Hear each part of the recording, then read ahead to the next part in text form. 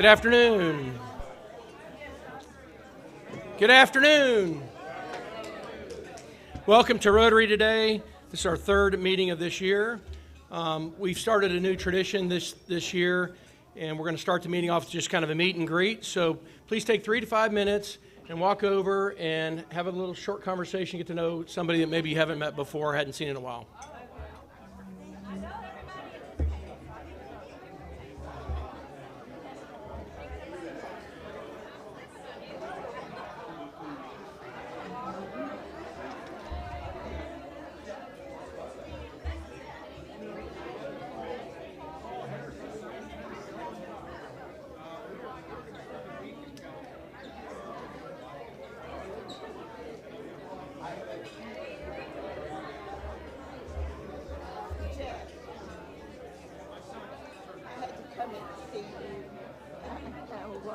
Apologize for not making it.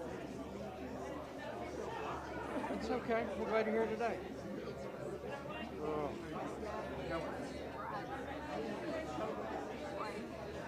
gosh, what's going around? My mom and dad both just had it. Yeah. I did see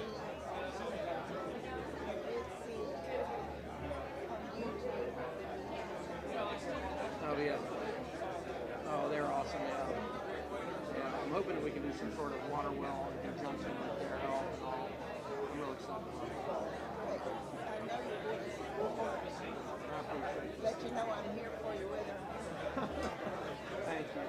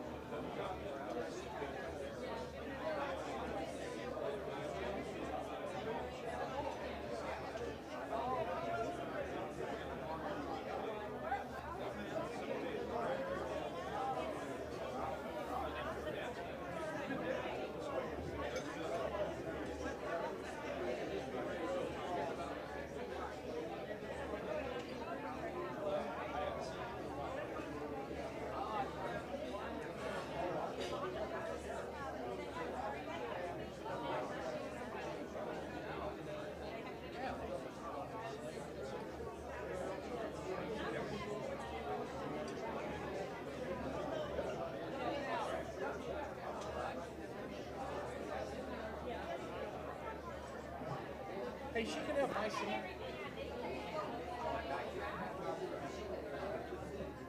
Oh, she's so tired. Do we need a carrier, airlifter?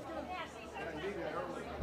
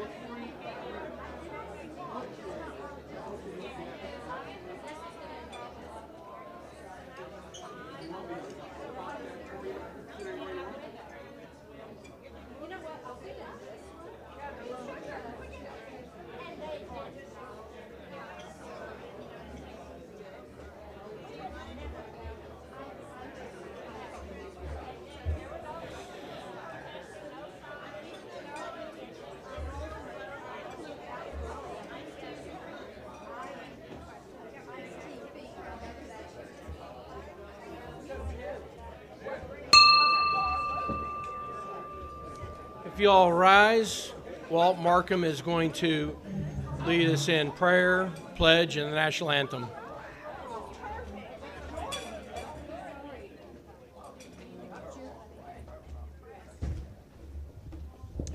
Do we have prayer concerns today?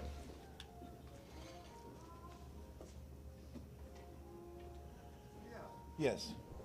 Past District Governor Dave McFadden broke his leg and had internal injuries and is in rehab right now, so prayers for him would be, I'm sure, welcome. For Dave McFadden. Okay. Are there others? Then let us pray. Creator and sustainer of all that is and ever will be, please accept our thanks for this day and for all of its blessings. We ask that you guide and direct our club, its leaders, and our actions. Grant that each of us may feel our responsibility to Rotary, to our community, to the country, and indeed to all countries and peoples. Bless our fellowship today, and bless this food to the nourishment of our bodies in your service. Amen. Amen. I pledge allegiance to the flag of the United States of America and to the republic for which it stands, one nation under God, indivisible, with liberty and justice for all.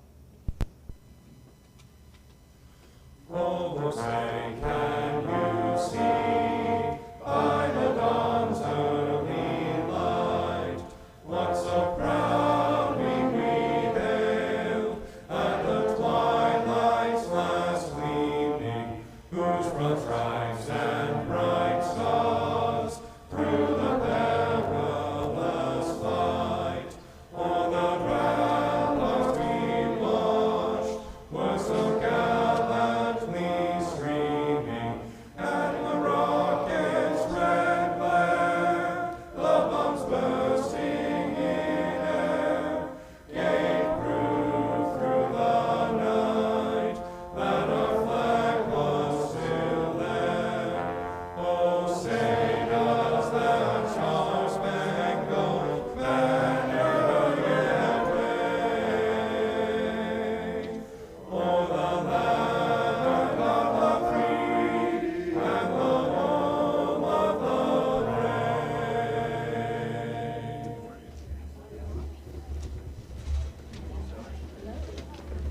Thanks, Walt. Now it's a time of day to share all the things that we are happy about. I'm going to start it off. I am so happy that y'all are here today. I'm happy that for those of you who are guests or haven't been to a meeting yet this year, you'll notice before the meeting started, we were playing the song Imagine by John Lennon, and that's in honor of this year's theme from our Rotary International President, Jennifer Jones. So it's a happy day. Happy news. Oh, money first. Money first, yeah, you got to give it. I'm giving happy bucks in thankfulness for the safe and healthy return of my granddaughter from a 3-week mission trip in Uganda. She did wonderful things and met lots of wonderful animals. Great. Great, thank you. Yes, ma'am. I'm going to add to a traveler message. This is from our member Ruth Alalali, who you haven't noticed here last week or this week or another week or two. She's on a African safari. She gave me a message this morning. She wants you all to know she's in Tangiers. She's seen, she was in the touring, and she and her brother are doing this on their own. They're not on a tour. They're just all over Africa for weeks. And so they've seen every African animal you can see. And they've been in the village of different tribes. And so she'll have lots of stories and pictures when she comes back. I told her to get a picture for our contest. We'll see. Great, thank you. Great, thank you. Yeah, Richard. And while we're talking travel, and this is probably all I'll get from American Airlines, but I got back from a cruise a while back, and We got on the cruise ship, and the bags never got there, and I got the bags after I got back to Dallas. So, so I'm just glad to have my bags back. Happy days. Any other happy news? All right, great. Thanks, Scott. Real quick, today is the first day that we're going to be doing a raffle to raise money for our foundation. $1 will get you 1 ticket, $5 get you 7 tickets, $20 get you 30 tickets. We will be selling tickets back in the corner. Pat Martin's collecting today until 12:15. The drawing will be around 12:25. This is the time we want to introduce any guests and visiting Rotarians. Howard? Stand up, please. Yeah. Introduce yourself. I'm Howard Templin. I'm the current district governor, and I'm very pleased to be here for CC. Thank you. Thank you. Good to have you. Max. Max Duplant, immediate past district governor from Irving Las Colinas Club. Thanks, Max. Good to have you here. Jennifer? This is my new best friend, Jim DeLoe from Jordan. Like, really, the country Jordan. Yes, country. He's from Rotary, and in Jordan, we're so happy to have him. Thank you so much.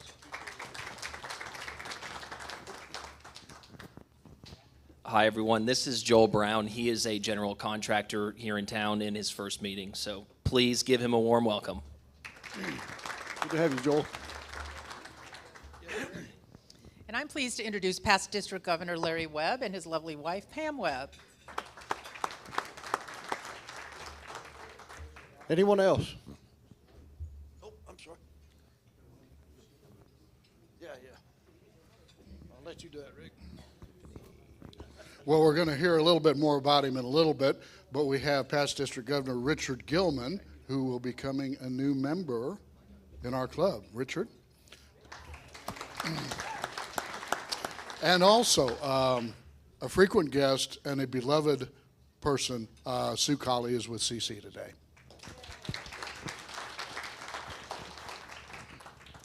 Thanks for everyone visiting today. It's a special day with all these district governors, etc. Thanks for coming. Tiffany Richmond will now come up and introduce this week's PCR Marketplace Advertiser.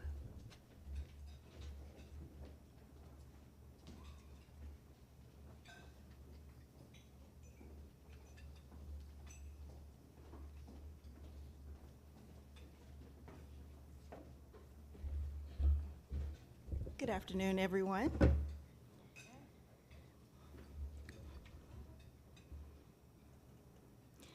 PCR Marketplace Chris Clausen with CNC Home Care. They provide licensed home care support for the activities of daily living. Whether at home, hospital, or in a retirement community, they provide care for anyone in need of assistance in maintaining an independent lifestyle. Chris has been involved in geriatric care and case management for 26 years. His company answers the phone 24 hours a day and does not use a third-party service to do so. He has been a member of this club since 1995, is a multiple Paul Harris Fellow, multiple Frank Monroe Fellow, and received the Club Service Award in 2012. Most recently, he officiated at a friend's funeral, which was a very humbling experience. The name of his company is CNC Home Care, and they've been in Dallas community since 1994. If you or anyone you know needs caring support for activities of daily living, give Chris a call. Thank you.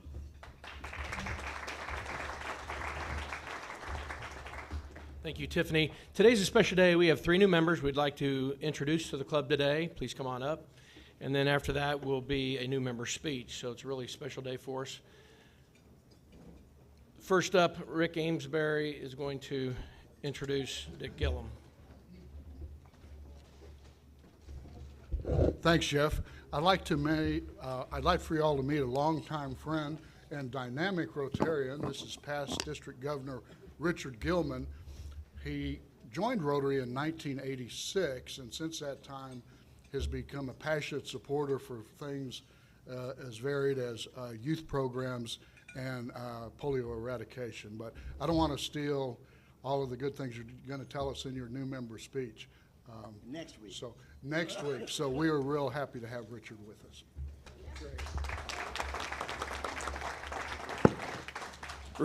Richard, this is your new member kit. You're a new member of our club, right? That's right. So you can study it. You learn all about the history of our club. There'll be a test next week, right before your new member speech, because you got to pass it to be able to do the new member speech. Thank you very much. You know how to treat the teachers. Next up, past President Pam Carvey.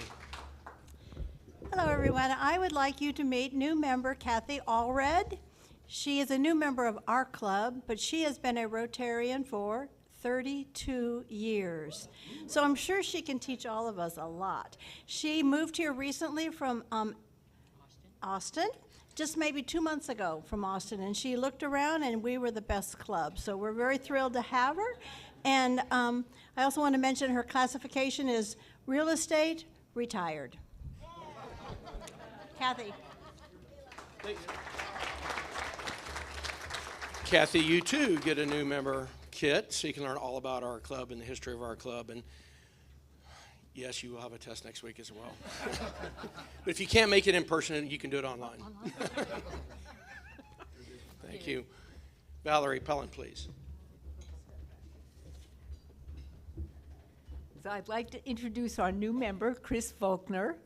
She was sponsored by Happy Franklin, and her classification is nonprofit. But you've all heard Chris speak about eQuest, and we'll be doing some sort of project down there. So let's welcome Chris as our new member. And Chris, you also get a new member kit with your red badge. They already have their permanent badge, so there's some steps, things you need to complete to get your permanent badge. And I'm also excited in December, you know, we have a meeting at Salvation Army, and then the second week, our meeting is going to be hosted down at the eQuest facility. So thank you to Chris for that. Great, thank you. Get a group picture.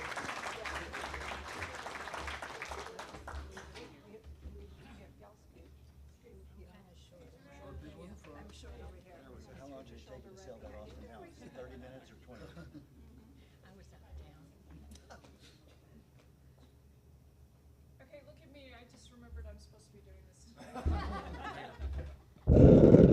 Good job. Thank you. Thanks for reminding me, Lord. Thank you, and we're so excited to have some great quality new members. Next up, JAYME ALTEMUS is going to give us her new member speech.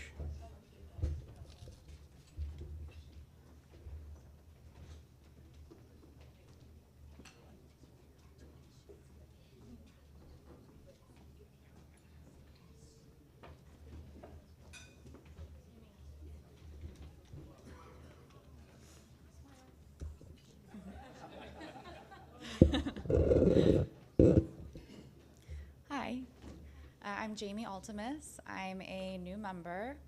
I am from Plano, born and raised, and I live there now. I found this club through my husband, who joined, I guess, about a year ago. I went to college at UT Austin, and after that, made the mistake of going to law school. I started at SMU and ended up transferring down to UH, University of Houston. After law school, I practiced litigation, personal injury defense, also another mistake. But I learned a lot. It was fun while it lasted. And then I did some business immigration, so I worked with companies and executives, bringing them over to the US, which was actually really interesting. But now I'm not practicing law, and I'm in real estate for 7-Eleven. So I work on dispositions. Right now I'm selling a bunch of Speedway properties that we acquired in the Speedway acquisition, and I am working on some portfolio lease restructures. So, fun work. I have 2 daughters, Harper and Kinsley. Harper is, she'll be 4 in September, and Kinsley will be 1 in just a couple weeks, August 6th. So we're excited about that. Yes, they're very cute. They're also little monsters, so. I have 2 dogs also, which are a little easier than the kids, and they're small. So we have a Chiweenie, Charlie, who I've had since he was a little baby. I got him in college. And then we have Rocket, who's the crazy one. So it's a fitting name. And he's a Dachshund Min Pin. In my free time, I like to exercise. I used to be a personal trainer, so I'm passionate about fitness and health. I like to lift weights a lot, do yoga. I like to spend time with family and do things outside when it's not 110 degrees out. When I have time, I like to watch reality TV. It's my guilty pleasure. And I try to stay away from the news as much as possible. So I learned about Rotary through my grandma. She's very involved in Rotary up in New York. She's in the New York Rotary. She loves it. And I used to go to meetings with her when I would visit when I was a kid. So it's kind of cool that now I'm doing it here in Texas. I joined because I just wanted to get involved in doing good things for the community and being around a good group of people. So that's about me.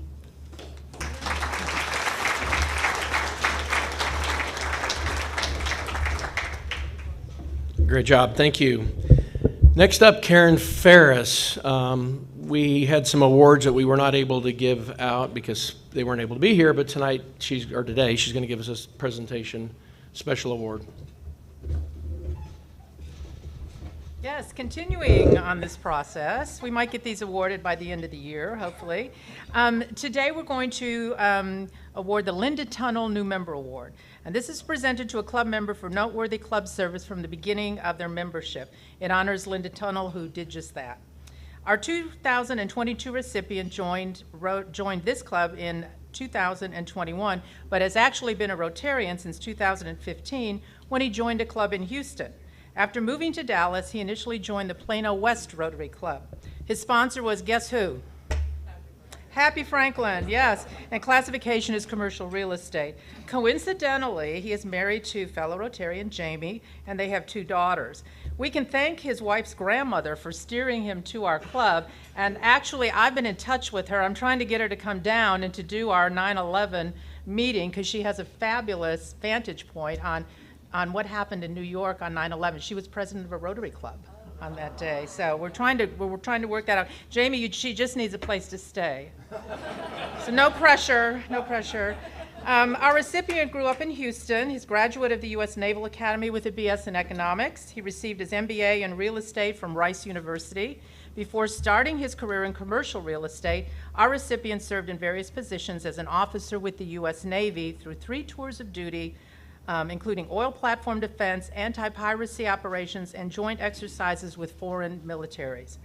Employment-wise, he's Associate Director for the Stan Johnson Company, where he specializes in the acquisition and disposition of multi-tenant retail and office properties in Texas and throughout the U.S. In Rotary, according to his grandmother-in-law, he was looking for a more traditional Rotary club, and I think he found it here.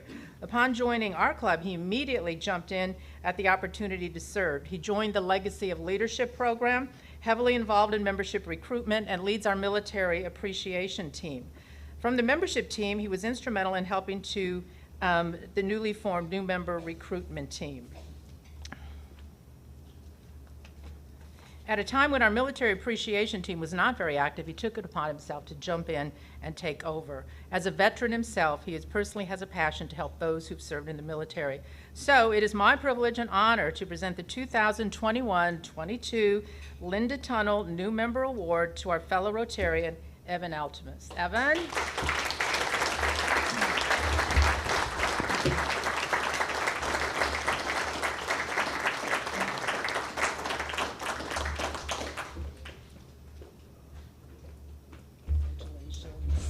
Jeff, do you want to come up for a photo op here.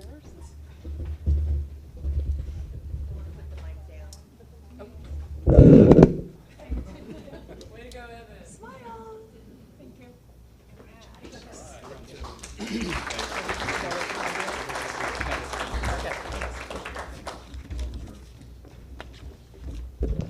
Thank you, Karen.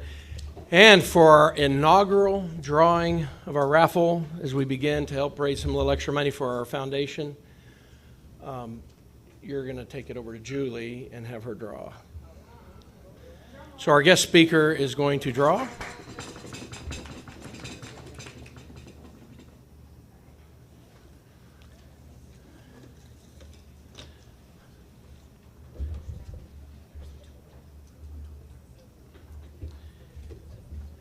So as a reminder how this is going to work today, whoever has this ticket will come up and draw one card.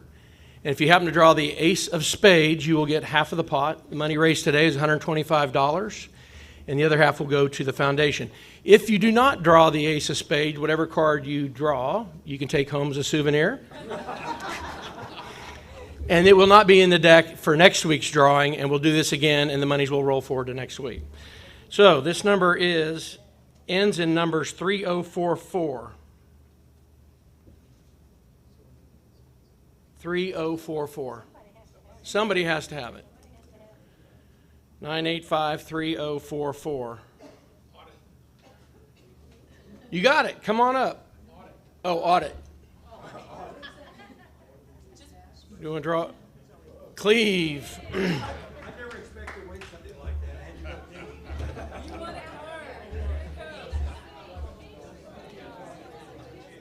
Ace of spades, eh? Yeah, they've already been shuffled. Okay. Here you go, Cleve. You get a card. Pick any card. The winner of the card is Cleve. 2 diamonds. Oh, 6 of hearts. 6 of hearts. Thanks for participating. Thanks again. And as I said, every week we will do this, and you can purchase your raffle tickets up front till 12:15, and the drawing will be right before we have our speaker come up. So with that, Valerie is going to come up and introduce our speaker today. It's going to be a great presentation.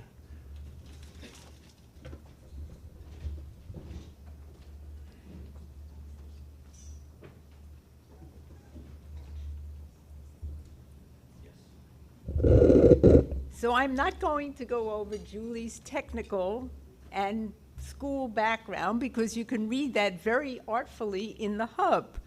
But I did have a chat with her, and I asked her, what's some fun facts about you? So she said in her free time, she trains and competes for triathlons and long-distance running events. So for some of you, that's a woman close to your heart. Then I asked her about her family. She said she enjoys the company. Now, I don't know if the order means that she likes these in this order the best, or it's reverse order, but you decide. The company of her Belgian shepherd, the poodle, the grumpy old cat, 2 sons, and the spouse. So you decide what that order means. Then she asked me, as all speakers do, how tough is the audience? Are they mean? Will they ask me questions like 45 PhDs? And I go, no, they're all business people, so they'll ask you good questions. So then she tells me that she grew up in Houston and is the 4th generation native Texan. I said, piece of cake, you'll handle all of them. So let's welcome our speaker, Julie.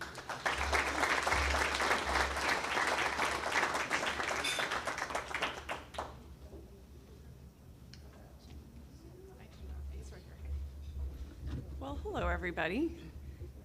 It's been a while since I've actually spoken in front of a live audience, like looking at people's faces.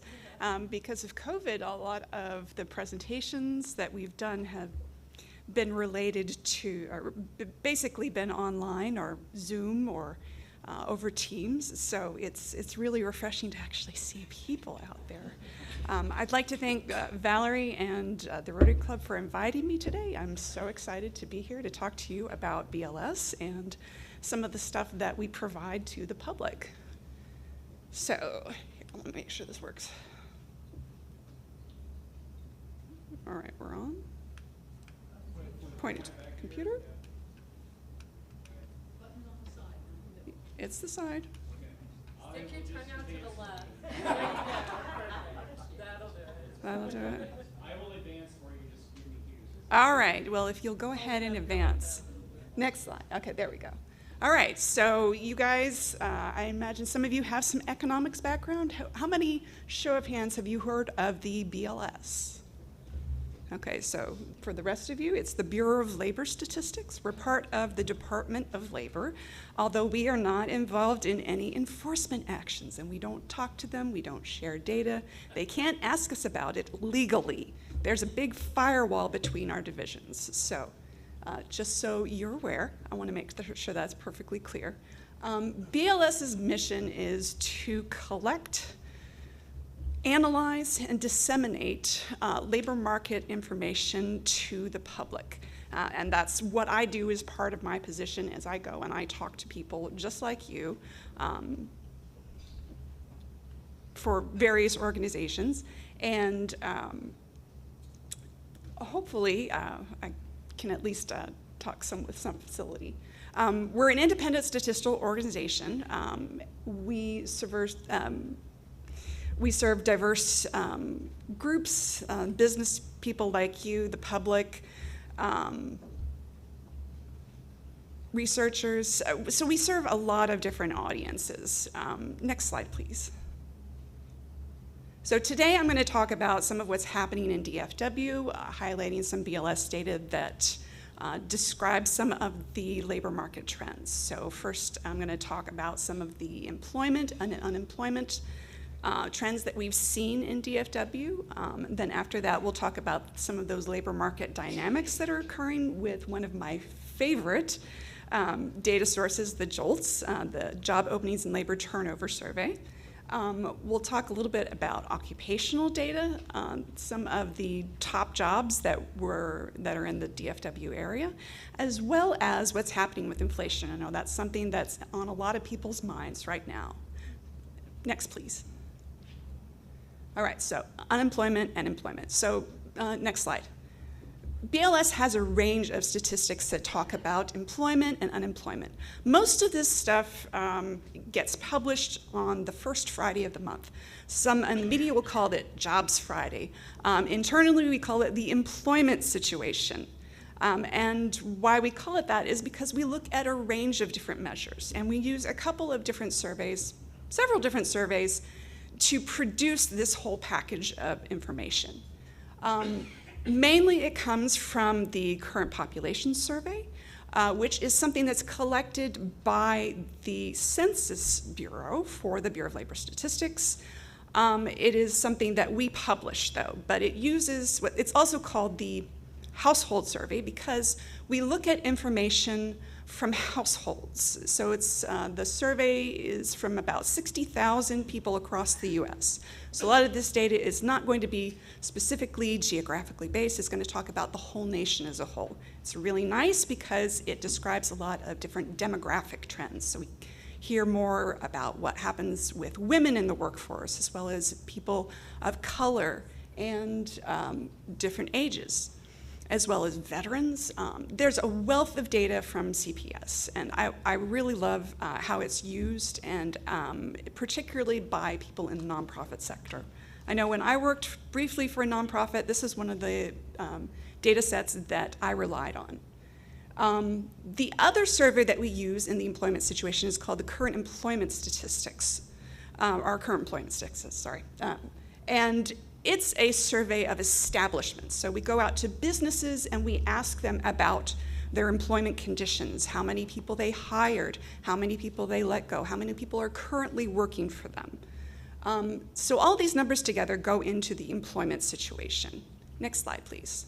Although we do have a number of other data products that talk about employment and unemployment. So here, this is what's happened with unemployment in the DFW area. So you can see the differences between, I know it's a little small on the screens here, but the top number is going to be the US number, and the bottom line is, the red line is going to be for DFW. Now, basically what we can see from here is that DFW's unemployment rates have been pretty much below US rates throughout the COVID-19 experience. But right now, rates are currently below US rates still. Next slide, please. Now, but unemployment doesn't tell us the entire situation about what's happening in the labor market. So we collect and we publish the current employment statistics. Here's employment data for DFW. Now, this is overall employment, and you can see that the DFW area has actually done really well in terms of its recovery from COVID-19, or at least from the initial lockdown pandemic that caused such a major disruption to our economy. The DFW area in particular, out of all the metro areas that we collect on, is currently at the highest employment rates that we've seen, or the employment rate growth that we've seen all over the US right now. Next slide, please. Sorry, the writing's a little bit small, but basically, let me give you kind of an overview. This is a little bit of a snapshot of what's happening in the DFW, or the supersector composition in the DFW economy right now. Basically, most of what makes up our economy right now is trade, transportation, and utilities, professional and business services, and healthcare and other. Those three together make up about just over half of what we see going on in DFW's economy right now, or at least in our labor market right now. Next slide, please. Now, but what's happening in terms of change is a little bit different. So even though professional and business services is our largest, one of our largest super sectors in trade, transportation, utilities, leisure and hospitality, I guess not as surprisingly, is seeing the highest rate of growth in the DFW area over the year. That's, let me see if I can read from here, 11.1%. Next slide, please. So these three of the super sectors with the highest growth rates are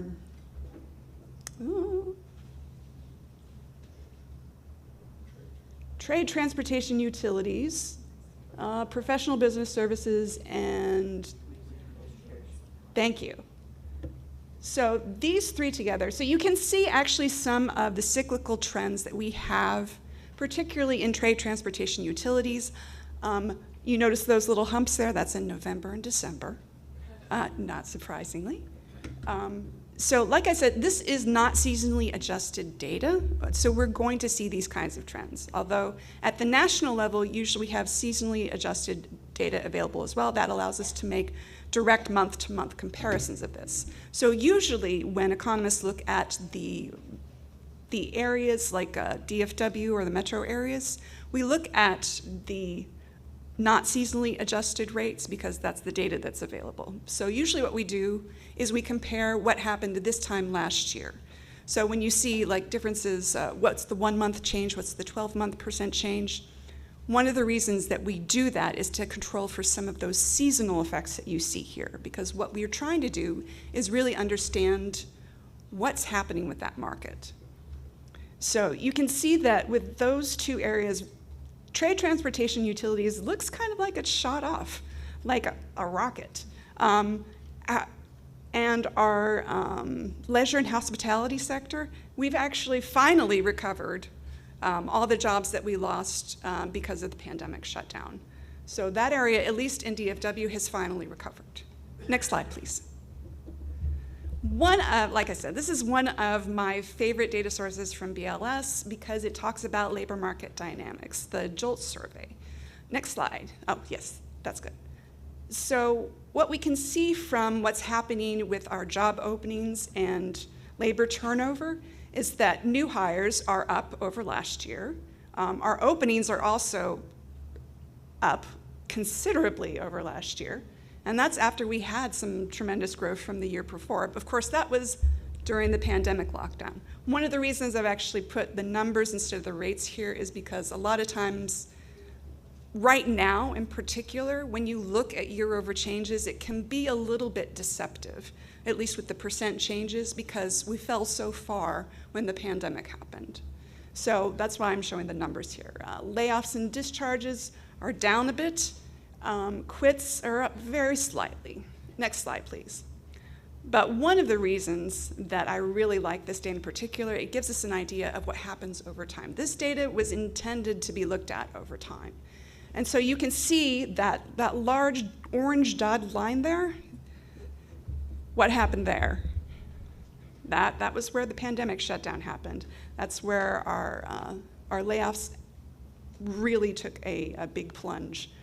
But one of the things that I want to mention here in particular is that we can see some interesting things happen with what's going on with what employers are doing and people in the labor market are doing right now.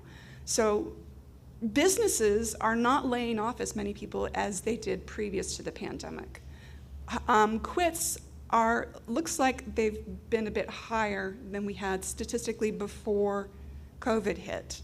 But the big difference you see is in those job openings. There are a tremendous number of jobs that are available out there for people to be hired. In fact, I think I remember, I don't have my notes in front of me, so I can't give you the exact specific, but I think that there are 2 jobs out there for every unemployed person right now. All right, next slide, please. So here's a little bit about what's happening with different occupations in the DFW area. Now, this data comes from our Occupational Employment and Wage Statistics, our OEWS, which recently had a name change. So if I start saying OES, it's the same thing. So the top occupations that we see, 7 out of 10 of these make wages under $20 an hour. Now, if you guys know the trick that I know is you double that hourly wage and add 1,000 to it, or put 3 zeros behind it, that gives you about the annual wage, right? So those are people making under $40,000 a year. According to BLS data, which you can see on the table in the handout that I put out there, on the very back side, you can see that DFW average expenditures for the DFW area. Does anybody want to tell me how much that is?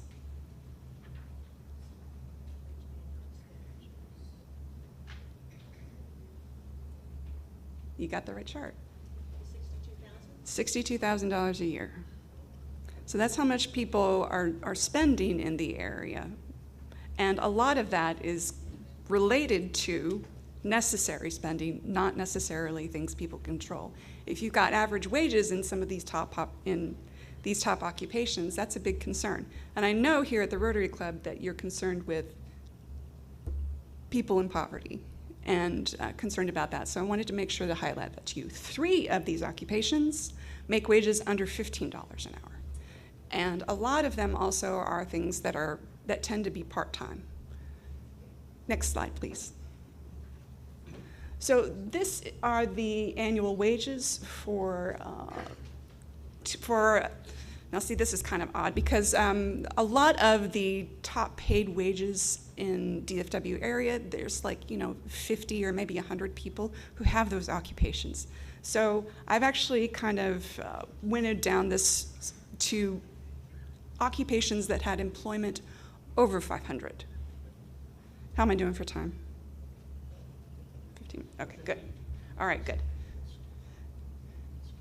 So you can see, let's see, I can't read very well. Okay, I think the highest paid occupation we had that with employment over 500 were obstetricians. And I actually found that particularly surprising. Some of the other ones that I thought were interesting were, let's see, the healthcare specialists, teachers, the secondary, post-secondary educators.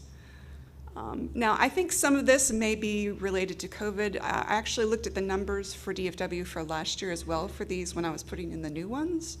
And almost all of these have gone up by $50,000, $60,000 a year in terms of average wages. Sorry, this is the 2021 data, and I was comparing it to the 2020 data. 1 year, 1 year. Next slide, please. All right, so get to talk about the big topic of the day, which is inflation. BLS has a whole lot of different products that measure inflation. Now, if you haven't heard of them before, I suggest you take a look at my slides later if you can't read them from here. But we have the Consumer Price Index, the Producer Price Index, import and export indices, as well as employment cost indexes. All of these are used to measure inflation or inflation in prices in various ways. The CPI is probably our best known product, and it is one of the principal federal economic indicators.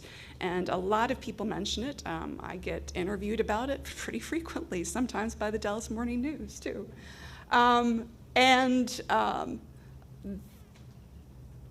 A lot of these have a really detailed indices. So if you're interested, if you've got something that you're keeping an eye on in your industry, we may have an index for you. We have extremely detailed ones, particularly for the Producer Price Index. You can give me a call later and ask me about your industry, and I'm like, let me see if I can find something for you. Next slide, please. A lot of these are used in writing contracts for either wage escalation or price escalation with contracts with supply companies. So the latest measures are pretty uniformly up by a lot. I'm sure you've probably seen the news about them, but here's all of them together. Our CPI is, our US CPI is 9.1% over the year in June, which is, a lot of these are historic highs. Particularly for both DFW and Houston. Yes.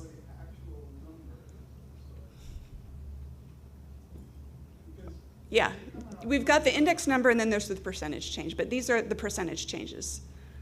These are some of the largest we've seen since, let's see, I believe this one is December of 1981. Although don't quote me on that, I don't have the numbers right in front of me. But the DFW CPI and the Houston CPI, all those go back to the early 80s. The last time we saw price changes this large. As we know, this is a big concern because when prices go up so quickly, because wages don't go up as fast, there can be a big disconnect for particularly lower paid workers because a lot of them are living on the edge already. And when prices rise really quickly, it affects them the most. Next slide, please. So, and this is just to kind of illustrate that point a little bit. So that green line up at the top, so that's our overall, oh gosh, now I can't read anything. So that is the nominal wage increase. The one down at the bottom is the red. That's the one that's adjusted for inflation. So you can see that the wages adjusted for inflation have actually been declining because of how much prices have been increasing. Next slide, please. So you can see that a lot of, so this is actually from our Producer Price Index. The Producer Price Index, a lot of times this is kind of leads into what we are going to see and effects later on with prices with consumers or in the CPI. You notice that what's happening with PPI final demand, that means that's the last time that producer puts their hands on that and either it's a business-to-business sale, but most of that price increase is related to energy. You can see almost, I think that one's 76%? 67%. Oh, I think with it's 76 with the addition of some of the goods there. Okay, next slide, please. One of the positive signs, however, is that unprocessed goods actually, now you can't see it very well from here, but kind of in the middle is our zero. So most of the indices down here, that 1 month percent change in unprocessed core goods and major components, which is considered by economists to be a leading indicator for the rest of the Producer Price Index and the Consumer Price Index. Most of those for the past 3-4 months have been in the negative territory. That's a good sign. However, it might be due to the increasing value of the dollar, because when the dollar goes up, prices for imports go down. A lot of these are imported goods. Next slide, please. Now, I know some of you work in the real estate industry, so you keep an eye on what's happening with rent costs. Well, I want to assure you, this was some new research that was done by one of our economists. They talked about it in our last price briefing, which we here at BLS from our national office, they do, you know, a 30-minute briefing and go over all this. They took time to allow one of our research economists to produce, to talk about some of his findings. And so he had done a paper that basically talked about how the BLS index is basically, it really has, it's not that much different from what's going on in the market or what's viewed by some other private companies that produce indices.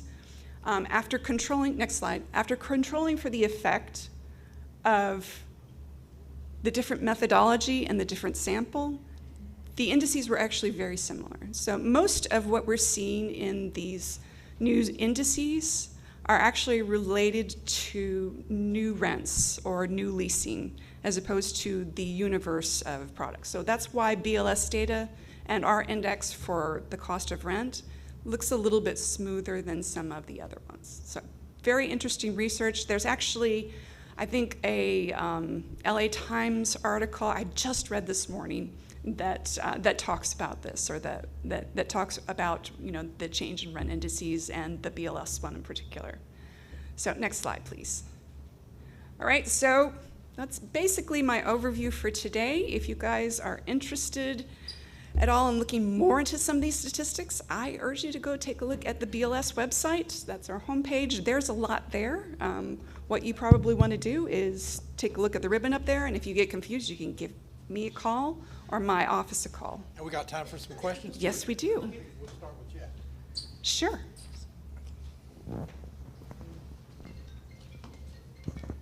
Appreciate the information. So how can you, how would you address those, because you have 2 jobs for every person that's actually available in the marketplace. So how do you account for the underemployed? Because you see a lot of that always when you're doing these statistics, but how do you account for the underemployed?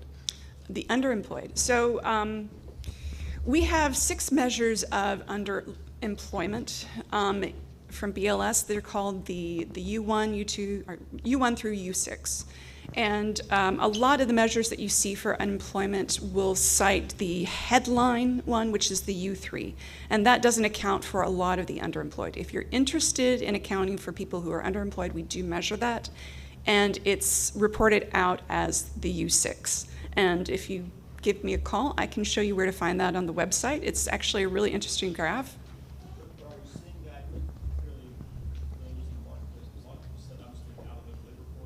Right, yeah, we do see a lot of that.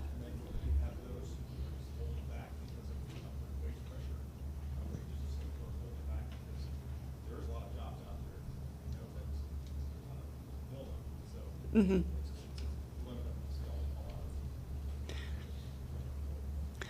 We see some of that. I mean, if you want to take a look, particularly at that, I think the U6 would be a good measure to take a look to answer that question.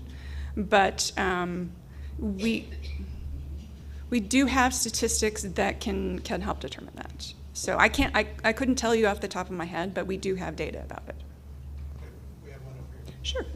First, thank you for sharing your time today. My question is when you all go out and accumulate the data, are you talking to the same people every month or every week or every day, or do you go to a different source? Well, it depends on the survey, and we are constantly bringing people, moving people in and out of those surveys. So it's called usually initiating a new sample. We usually, depending on the survey, like for CPI, I think the collection period goes for like 2 years. So if you're selected into the sample, then that person would be reporting data for 2 years, and then they move out of the sample. But it depends on the survey in particular. I mean, it's different for like the CPS or the CES. They have different ranges. So, but we do We do that, but we will ask the same people the same questions. CPI in particular, they get things down to the type and quality of the good. Like if you were like looking at mac and cheese, for example, they would look at the brand name, but they would also look, is it the deluxe version? And the weight of the good, as well as other things. Got one more. Got one here. Julie, thank you for coming. I appreciate the interesting presentation. I want to talk about housing cost in DFW. As you know, it's been rising.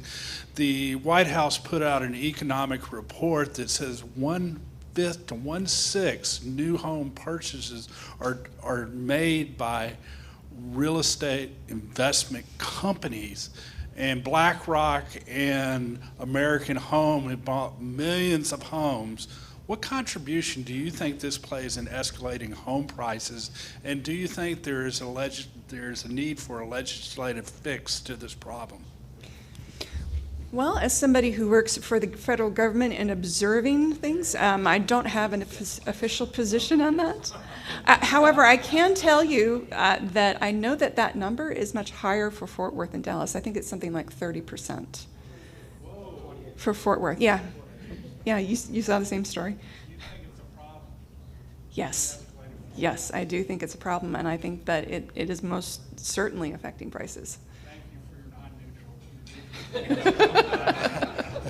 John Morlock gets the last question. Okay, how do you account for the people that work under the radar?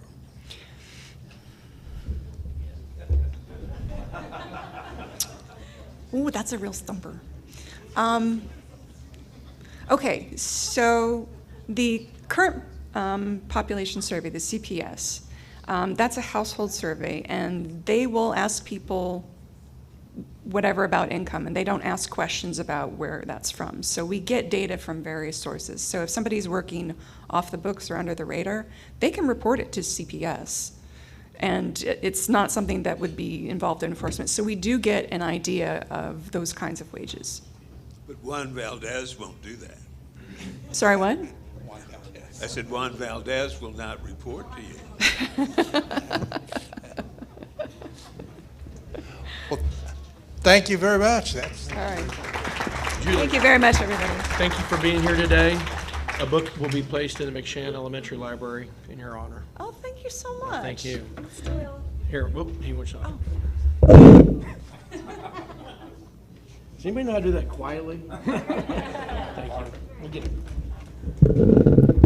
All right, so great presentation. Next week, our chair will be John Brown. David Preziosi, easy for me to say, from the Texas Historical Commission will be here. And past District Governor Richard Gilman will lead us in the four-way test.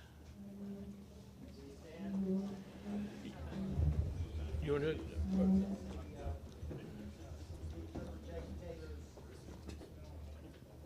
Do you want to come up here and do it? Okay, go ahead.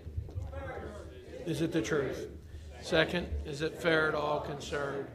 Third, will it build goodwill and better friendships? Fourth, will it be beneficial to all concerned? And is it fun? And is it fun?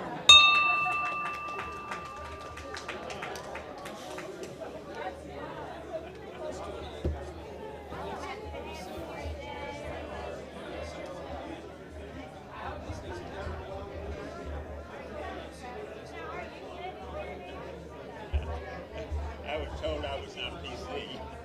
You were fine. But she was stymied too. It was a great question because, you know, there's millions of them. I mean, the guys that do all my work. I was going to say, those kind of guys. Yeah. Yeah. I know. There are. But it was a good question. The reality is they're not accounted for. And they're technically not unemployed because they're not on the rolls of being applying for unemployment.